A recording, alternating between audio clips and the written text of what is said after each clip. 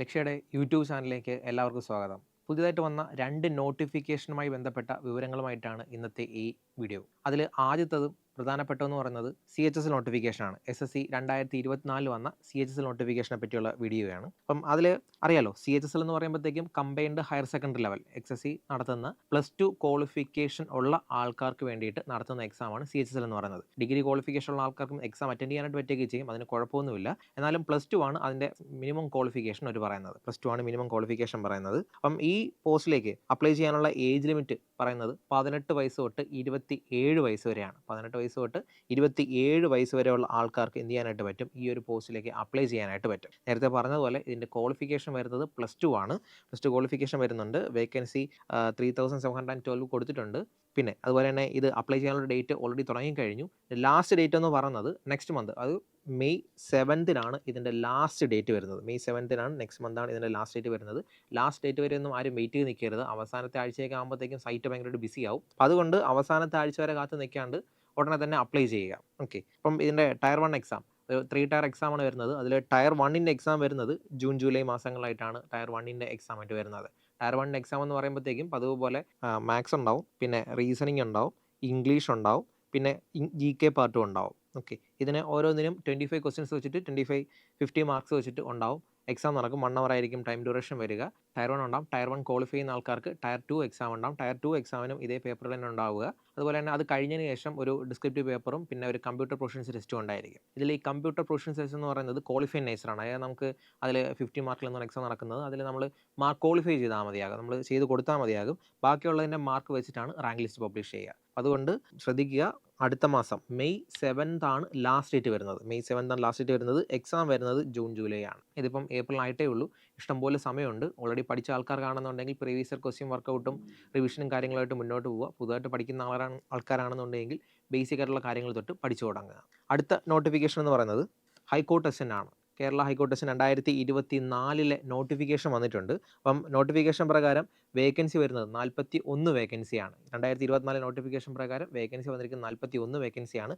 ആ 41 വേക്കൻസി നോക്കേണ്ട കാര്യമില്ല. കാര്യം കഴിഞ്ഞ തവണ 55 വേക്കൻസിയാണ് പറഞ്ഞത്. കഴിഞ്ഞ തവണ 55 വേക്കൻസി പറഞ്ഞിട്ട് ഏതാണ്ട് 80ഓളം പേരെ എടുത്തു കഴിഞ്ഞു. ഇനി ജൂലൈ വരെയാണ്, ഈ കൊല്ലം ജൂലൈ വരെയാണ് ഇതിൻ്റെ റാങ്ക് ലിസ്റ്റിൻ്റെ കാലാവധി വരുന്നത്. ഉറപ്പായിട്ടും ഇതൊരു 100 പേരെയോളം എടുക്കും എന്നാണ് പ്രതീക്ഷിക്കുന്നത്. അതുകൊണ്ട് വേക്കൻസി കണ്ടിട്ട് ആരും അപ്ലൈ ചെയ്യാണ്ടിരിക്കരുത്. 41 വേക്കൻസി ഇപ്പോൾ ഉള്ളൂ എങ്കിലും ഇതിൽ കൂടുതൽ ആൾക്കാരെ ഇതിൽ നിന്ന് ഒരു 100 പേരെയോളം ഇതിൽ നിന്ന് റിക്രൂട്ട് ചെയ്യും. ഓക്കെ. അപ്പം ഇതിൻ്റെ ഏജ് ലിമിറ്റ് വരുന്നത് 18 വയസ്സ് തൊട്ട് 36 വയസ്സ് വരെയാണ് ഇതിൻ്റെ ഏജ് ലിമിറ്റ് വരുന്നത്. ഇതിൽ 1988 ശേഷം ജനിച്ച ആൾക്കാർക്കാണ് അപ്ലൈ ചെയ്യാൻ പറ്റുക. 2006 ജനിച്ച ആൾക്കാർക്ക് ഇതിനായിട്ട് അപ്ലൈ ചെയ്യാനായിട്ട് പറ്റും. അതായത് 18 തൊട്ട് 36 വയസ്സിന് ഏജ് ലിമിറ്റിന് ഇടയ്ക്ക് വരുന്ന ആൾക്കാർക്ക് എന്ത് ചെയ്യാനായിട്ട് പറ്റും? അപ്ലൈ ചെയ്യാനായിട്ട് പറ്റും. അതുപോലെ തന്നെ ഇതിൻ്റെ ക്വാളിഫിക്കേഷൻ വരുന്നത് ഏതെങ്കിലും ഒരു ഡിഗ്രിയാണ് ഇതിന് വേണ്ടത്. അതിൽ മിനിമം 50% മാർക്ക് വേണമെന്നൊരു കണ്ടീഷൻ അവർ പറയുന്നുണ്ട്. മിനിമം 50% മാർക്ക് വേണമെന്നൊരു കണ്ടീഷൻ പറയുന്നുണ്ട്. ഇല്ല എങ്കിൽ നമുക്ക് PG ഉണ്ടെങ്കിൽ അല്ലെങ്കിൽ ലോ ഡിഗ്രി ഉണ്ടെന്നുണ്ടെങ്കിൽ നമുക്ക് എന്ത് ചെയ്യാനായിട്ട് പറ്റും? ഇത് അപ്ലൈ ചെയ്യാനായിട്ട് പറ്റുകയും ചെയ്യും. അതുപോലെ തന്നെ ഇതിൻ്റെ ആപ്ലിക്കേഷൻ ഒരു ചെറിയ ഫീസ് ഉണ്ട്. 500 റുപ്പീസാണ് ഫീസ് വരുന്നത്. പിന്നെ ഇതിൻ്റെ സെലക്ഷൻ വരുന്നത് 3 ഫേസ് ആയിട്ടാണ് എക്സാം നടത്തുക. 3 ഫേസ് എക്സാമിനകത്ത് ഒബ്ജക്റ്റീവ് മോഡൽ ടെസ്റ്റ് ഉണ്ടായിരിക്കും, ഡിസ്ക്രിപ്റ്റീവ് എക്സാം ഉണ്ടായിരിക്കും. 3 മോഡായിട്ടാണ് ഇതിൻ്റെ എക്സാം നടക്കുന്നത്. അതിൽ ഫസ്റ്റ് മോഡ് എന്ന് പറയുന്നത് എന്താണ്? ഒബ്ജക്റ്റീവ് ടെസ്റ്റാണ്. ഒരു 100 മാർക്കിൻ്റെ ഒബ്ജക്റ്റീവ് ടെസ്റ്റ് ഉണ്ടായിരിക്കും. അത് കഴിഞ്ഞതിന് ശേഷം ഒരു ഡിസ്ക്രിപ്റ്റീവ് ടെസ്റ്റ് ഉണ്ടായിരിക്കും 60 മാർക്കിൻ്റെത്. ഇത് കഴിഞ്ഞിട്ട് ഇൻ്റർവ്യൂ ഉണ്ടായിരിക്കും. അപ്പോൾ ഇതിനകത്ത് ഈ ആദ്യത്തെ 2 അതായത് ഒബ്ജക്റ്റീവ് ടെസ്റ്റും ഡിസ്ക്രിപ്റ്റീവ് ടെസ്റ്റും ഒറ്റ ദിവസം തന്നെ ആയിരിക്കും നടത്തുക. രാവിലെ എക്സാം ആയിരിക്കും. ഒബ്ജക്റ്റീവ് മോഡൽ എക്സാം എഴുതി കഴിഞ്ഞതിന് ശേഷം നമുക്ക് ഡിസ്ക്രിപ്റ്റീവിൻ്റെ എക്സാം അറ്റൻഡ് ചെയ്യാനായിട്ട് വരും. ഇതിൻ്റെ മാർക്ക് നോക്കിയിട്ട് ഇതിൽ ഈ ഒബ്ജക്റ്റീവ് ടെസ്റ്റിനകത്ത് 40% മാർക്കിന് മുകളിൽ വാങ്ങുന്ന ആൾക്കാരുടെ ഡിസ്ക്രിപ്റ്റീവ് പേപ്പർ മാത്രമേ എന്ത് ചെയ്യത്തുള്ളൂ? ഇവാലുവേറ്റ് ചെയ്യത്തുള്ളൂ. അപ്പം ഇതിൻ്റെ മാർക്ക് വെച്ചിട്ടായിരിക്കും എന്ത് ചെയ്യുക? ഇൻ്റർവ്യൂവിന് ഒരു വിളിക്കുക. ഇൻ്റർവ്യൂവിന് 10 മാർക്കാണുള്ളത്. ഇൻ്റർവ്യൂ പിന്നീട് ഒരു ദിവസമായിരിക്കും. ഓക്കെ. അപ്പോൾ ഇതിനകത്ത് ഓരോ പേപ്പറും ഓരോ എക്സാം എങ്ങനെയാണ് നമുക്ക് നോക്കാം. ഡീറ്റെയിൽ സിലബസ് നോക്കുമ്പോഴത്തേക്കും ഒബ്ജക്റ്റീവ് ടെസ്റ്റിന് നേരത്തെ പറഞ്ഞു 100 മാർക്കിൻ്റെ എക്സാം നടത്തുമെന്ന് പറഞ്ഞു. ആ 100 മാർക്കിൻ്റെ പരീക്ഷയ്ക്കകത്ത് 50 മാർക്കിനും ചോദിക്കുന്നത് തന്നെയായിരിക്കും. ആ 100 മാർക്കിൻ്റെ പരീക്ഷയ്ക്കകത്ത് 50 മാർക്കിനും ചോദിക്കുന്നത് ഇംഗ്ലീഷാണ്. ഓക്കെ. 50 മാർക്കിനും ചോദിക്കുന്നത് ഇംഗ്ലീഷാണ്. അത് കഴിഞ്ഞിട്ട് ഒരു 40 മാർക്കിന് എന്തോ ഉണ്ട്? ജനറൽ നോളജ് ഉണ്ട്. 40 മാർക്കിന് ജനറൽ നോളജ് ഉണ്ട്. ജനറൽ നോളജ് എന്ന് പറയുമ്പോഴത്തേക്കും അതിനകത്ത് facts about India and Kerala പറയുന്നുണ്ട്, പൊളിറ്റി പറയുന്നുണ്ട്, സയൻസും IT പിന്നെ കറണ്ട് അഫേഴ്സും. ഇത്രയും കാര്യങ്ങളാണ് ആ GK സെക്ഷനകത്ത് നമുക്ക് വരിക. 40 മാർക്കിനുള്ള സെക്ഷനാണുള്ളത്. പിന്നെ അത് കഴിഞ്ഞതിന് ശേഷം മാത്സ് ആൻഡ് മെൻ്റലബിലിറ്റി ഉണ്ട്. ഒരു 10 മാർക്കിന് മാത്സ് ആൻഡ് മെൻ്റലബിലിറ്റി ഉണ്ട്. അപ്പോൾ ഇതിൽ മേജർ പോർഷനും വരുന്നത് എവിടെയാണ്? ഇംഗ്ലീഷിലാണ് വരുന്നത്. മേജർ പോർഷൻ അതായത് 50 മാർക്കോളം, പകുതി മാർക്കോളം വരുന്നത് എവിടെയാണ്? ഇംഗ്ലീഷിലാണ് വരുന്നത്. അപ്പം ഇതിന് എക്സാമിന് ഒരു 75 മിനിറ്റ്സ് ആണ് സമയം പറഞ്ഞിരിക്കുന്നത്. ഓക്കെ. അപ്പോൾ ഇതിൽ 75 മിനിറ്റ്സ് ആണ് സമയം പറഞ്ഞിരിക്കുന്നത്. ഈ എക്സാം കഴിഞ്ഞതിന് ശേഷമാണ് നമുക്ക് എന്തുണ്ടാവുക, ഡിസ്ക്രിപ്റ്റീവ് പേപ്പർ ഉണ്ടാവുക. ഡിസ്ക്രിപ്റ്റീവ് പേപ്പറിനകത്ത് 60 മണിക്കൂർ, 1 മണിക്കൂറിൻ്റെ എക്സാം നടക്കുക, 60 മാർക്കിനാണ് ഉള്ളത്. അതിനകത്ത് പ്രിസൈസ് എഴുതാനുണ്ടാവും, പിന്നെ കോംപ്രിഹെൻഷൻ ഉണ്ടാവും, പിന്നെ അതുപോലെ തന്നെ എസ്സേയും എഴുതാനും ഉണ്ടാവും. ഓക്കെ. അപ്പം ഈ ഇത്രയും കാര്യങ്ങളാണ് ഈ ഡിസ്ക്രിപ്റ്റീവ് പേപ്പറിനകത്തുള്ളത്. അപ്പോൾ 60 മിനിറ്റാണ് സമയമുള്ളത്, 60 മാർക്കുമാണുള്ളത്. അങ്ങനെ ആദ്യത്തെ ഒബ്ജക്റ്റീവ് പരീക്ഷയുടെ 100 മാർക്കും പിന്നെ ഇതിൻ്റെ 60 മാർക്കും. ആദ്യത്തെ ഒബ്ജക്റ്റീവ് പരീക്ഷയ്ക്കകത്ത് 40% മുകളിൽ മാർക്ക് വാങ്ങുന്ന ആൾക്കാരുടെ ഡിസ്ക്രിപ്റ്റീവ് പേപ്പർ മാത്രമേ നോക്കത്തുള്ളൂ. അപ്പം ഇതിൻ്റെ രണ്ടിൻ്റെയും കൂടെ സ്കോർ വെച്ചിട്ടാണ് എന്ത് ചെയ്യുന്നത്, ഇൻ്റർവ്യൂവിന് വിളിക്കുന്നത്. ഇൻ്റർവ്യൂവിൻ്റെ മാർക്ക് വരുന്നത് 10 മാർക്ക് ഇൻ്റർവ്യൂവിനാണ് വരുന്നത്. ഈ 10 മാർക്ക് ഇൻ്റർവ്യൂവിനകത്ത് നിങ്ങൾ ഇൻ്റർവ്യൂ കേട്ട് പേടിക്കേണ്ട കാര്യമൊന്നുമില്ല. കാരണം എന്തായാലും ഇതിൽ 35% എന്ന് പറയുമ്പോഴത്തേക്കും 3.5 മാർക്ക് നമുക്ക് എന്തായാലും കിട്ടും. ഇൻ്റർവ്യൂ അറ്റൻഡ് ചെയ്യുകയാണെന്നുണ്ടെങ്കിൽ 3.5 മാർക്ക് എന്തായാലും കിട്ടും. ഓക്കെ. അപ്പം ഇത് 3ൻ്റെയും മാർക്കും കൂടെ വെച്ചിട്ടാണ് എന്ത് ചെയ്യുന്നത്, ഫൈനൽ ലിസ്റ്റ്. 3ൻ്റെ മാർക്ക് എന്ന് പറയുമ്പോഴത്തേക്കും ആദ്യത്തെ ഒബ്ജക്റ്റീവ് എക്സാമിൻ്റെ 100 മാർക്കും പിന്നുള്ള ഡിസ്ക്രിപ്റ്റീവ് എക്സാമിൻ്റെ 60 മാർക്കും പിന്നെ ഇൻ്റർവ്യൂവിൻ്റെ 10 മാർക്കും കൂടെ ചേർത്തിട്ട് 170 മാർക്കിനാണ് ലിസ്റ്റ് പബ്ലിഷ് ചെയ്യുക. 170 മാർക്കിനാണ് ഫൈനൽ ലിസ്റ്റ് പബ്ലിഷ് ചെയ്യുക. കഴിഞ്ഞ തവണത്തെ 1ാം റാങ്കുകാരൻ്റെ മാർക്ക് എന്ന് പറയുന്നത് 113 സംതിങ് ആയിരുന്നു. കഴിഞ്ഞ തവണത്തെ 1ാം റാങ്കുകാരൻ്റെ മാർക്കാണ് ഈ 113 സംതിങ് എന്ന് പറയുന്നത്.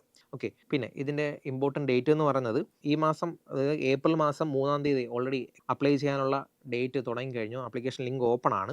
ആപ്ലിക്കേഷൻ ലിങ്ക് നിങ്ങൾ ഹൈക്കോർട്ടിൻ്റെ സൈറ്റിൽ കയറുക. ഹൈക്കോടതി സൈറ്റിൽ കയറിയതിനു ശേഷം 1 ടൈം രജിസ്ട്രേഷൻ ഉണ്ട്. 1 ടൈം രജിസ്ട്രേഷൻ പൂർത്തിയാക്കുക. 1 ടൈം രജിസ്ട്രേഷൻ പൂർത്തിയാക്കി നമ്മൾ ഫോട്ടോയും സൈനും ഒക്കെ അപ്ലോഡ് ചെയ്തതിന് ശേഷം മാത്രമേ നമുക്ക് എന്ത് ചെയ്യാനായിട്ട് പറ്റത്തുള്ളൂ, അപ്ലൈ ചെയ്യാനായിട്ട് പറ്റത്തുള്ളൂ. അപ്പോൾ അതുകൊണ്ട് ആദ്യം 1 ടൈം രജിസ്ട്രേഷൻ ചെയ്യുക, അതിനുശേഷം അപ്ലൈ ചെയ്യുക. നെക്സ്റ്റ് മന്ത്, അതായത് മെയ് 2 ആണ് ഇതിൻ്റെ ലാസ്റ്റ് ഡേറ്റ് വരുന്നത്. മെയ് 2 തീയതി ലാസ്റ്റ് ഡേറ്റ് വരുന്നത്. ലാസ്റ്റ് ഡേറ്റിലേക്ക് വേണ്ടിയിട്ട് ആരും ദയവ് ചെയ്ത് നോക്കി നിൽക്കരുത്. കാരണം അവസാനം നമുക്ക് ആകുമ്പോഴത്തേക്കും സൈറ്റൊക്കെ ബിസി ആവും. പിന്നെ അപ്ലൈ ചെയ്യുക എന്നുള്ളത് ബുദ്ധിമുട്ടുള്ള കാര്യമാവും. പിന്നെ അവസാനം നമ്മൾ വെപ്രാളം പിടിച്ചിട്ട് നമ്മൾ എന്തെങ്കിലുമൊക്കെ ചെയ്ത് വെക്കും, അതിൽ മിസ്റ്റേക്ക് വരുവാണെന്നുണ്ടെങ്കിൽ നമ്മുടെ ആപ്ലിക്കേഷൻ എന്തായിപ്പോൾ റിജക്റ്റ് ആയിപ്പോൾ, ഇല്ലെങ്കിൽ നമുക്ക് ഡോക്യുമെൻറ്റ് വെരിഫിക്കേഷൻ സമയത്ത് നമുക്ക് ബുദ്ധിമുട്ടുണ്ടാവും. അതുകൊണ്ട് അവസാന നിമിഷത്തേക്ക് വേണ്ടിയിട്ട് ആരും വെയിറ്റ് ചെയ്ത് നിൽക്കരുത്. എത്രയും പെട്ടെന്ന് അപ്ലൈ ചെയ്യുക, എത്രയും പെട്ടെന്ന് അപ്ലൈ ചെയ്യുക. എക്സാമിൻ്റെ ഡേറ്റ് പബ്ലിഷ് ചെയ്തിട്ടില്ല അവർ. എന്തായാലും ഒരു 2-3 മാസത്തിനകം എക്സാം ഉണ്ടാകും എന്നാണ് പ്രതീക്ഷിക്കുന്നത്. ഈ മെയ് മാസത്തിൽ അപ്ലൈ ചെയ്യാനുള്ള ഡേറ്റ് കഴിഞ്ഞ് 2-3 മാസത്തിനകം എക്സാം ഉണ്ടാകും എന്നാണ് പ്രതീക്ഷിക്കുന്നത്. അപ്പം ഈ 170 മാർക്കാണ് എക്സാം എന്ന് പറഞ്ഞു. ഈ 170 മാർക്കിന് എക്സാം നടത്തുന്നതിനകത്ത് ആദ്യത്തെ 50 മാർക്കിന് ഇംഗ്ലീഷിൻ്റെ ഒബ്ജക്റ്റീവ് ക്വസ്റ്റ്യൻ ഉണ്ട്. അതുപോലെ തന്നെ പിന്നീടുള്ള 60 മാർക്കിന് എന്തോ ഉണ്ടാവും, ഡിസ്ക്രിപ്റ്റീവ് പേപ്പർ ഉണ്ടാവും. അങ്ങനെ രണ്ടും കൂടെ ചേർത്തിട്ട് 110 മാർക്കോളം ഇംഗ്ലീഷിനാണ് വരുന്നത്. 110 മാർക്കോളം ഇംഗ്ലീഷിനാണ് വരുന്നത്. അപ്പോൾ ഇംഗ്ലീഷാണ് ഇവിടെ പ്രധാനപ്പെട്ട ഒരു വിഷയമായിട്ട് വരുന്നത്. ഓക്കെ. അപ്പം ഇംഗ്ലീഷ് വളരെ കൃത്യമായിട്ട് പഠിക്കുവാണ്, ഗ്രാമറും വൊക്കാബുലറിയും ഒക്കെ കൃത്യമായിട്ട് പഠിക്കുവാണെന്നുണ്ടെങ്കിൽ നല്ലൊരു സ്കോർ നേടിയെടുക്കാനായിട്ട് പറ്റും. നേരത്തെ പറഞ്ഞ പോലെ 113 ആയിരുന്നു കഴിഞ്ഞ തവണത്തെ കട്ട് ഓഫ് വന്നത്. അപ്പം മെജോറിറ്റി ഇംഗ്ലീഷ് ആയതുകൊണ്ട് ഇംഗ്ലീഷ് നന്നായിട്ട് അപ്പർ ഹാൻഡുള്ള ആൾക്കാർക്ക് വളരെ നല്ലതാണ്. ബാക്കിയുള്ള ആൾക്കാർ പേടിക്കേണ്ട കാര്യമൊന്നുമില്ല. ഇംഗ്ലീഷ് ലാംഗ്വേജ്, നിങ്ങളുടെ ലാംഗ്വേജ് ഇമ്പ്രൂവ് ചെയ്താൽ മതിയാകും. നമുക്കത് ചെയ്യാവുന്നതേ ഉള്ളൂ. ഹിന്ദു ന്യൂസ് പേപ്പർ വായിക്കുക, പിന്നെ പ്രീവിയസ് ഇയർ ക്വസ്റ്റ്യൻ വർക്കൗട്ട് ചെയ്യുക, വൊക്കാബുലറി ബൈ ഹാർട്ട് ചെയ്യാനായിട്ട് ശ്രമിക്കുക. അങ്ങനെയൊക്കെ ചെയ്യുന്നതിലൂടെ നമ്മുടെ ലാംഗ്വേജ് സ്കില്ല് നമുക്ക് ഇമ്പ്രൂവ് ചെയ്യാവുന്നതേ ഉള്ളൂ. അപ്പോൾ നിങ്ങളുടെ ലാംഗ്വേജ് സ്കില്ല് ഇമ്പ്രൂവ് ചെയ്യുക. അപ്പം എക്സാം നന്നായിട്ട് നമുക്ക് അറ്റൻഡ് ചെയ്യാനായിട്ട് പറ്റും. ഓക്കെ.